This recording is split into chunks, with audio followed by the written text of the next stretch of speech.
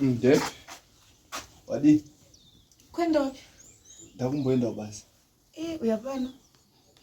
Kuri boy. Svike pano. Kuri boy. Amen. Svike pano chete. Imimika ndoza ndisingade izvozvo mukuzvinzwa. Ndipe chone mari chone. Ndipe mari yemuriwo. Mina ndikupe mari yemuriwo. Makuda kwenda ku. Nezira unoshandisa mari ere. Amen. Mari ipi? Mune ndebhudhi. Yo. Chineke.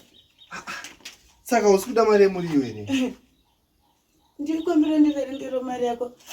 Iyo, banduru remuriwo neza mari. Baba mwana, asa mchaona muri bofu. Ya mari transport ishamwari. Banduru remuriwo. Ye miri mtori nayo. Ndi transport ngakubasa.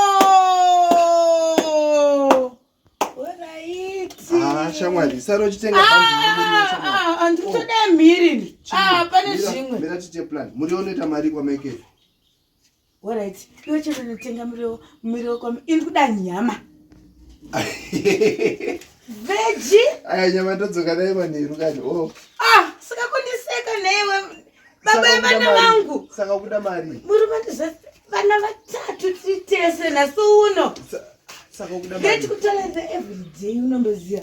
Ndichitongoti una mari una manhasi ndazvona. Ndakutonoisa kumogo. Yemiri unayo yemiri. Ndakutonoisa kumogo. Yemiri unayo. Sara nei. Imi bhudhi. Ndikuziziva mauri ako akagara kwayo.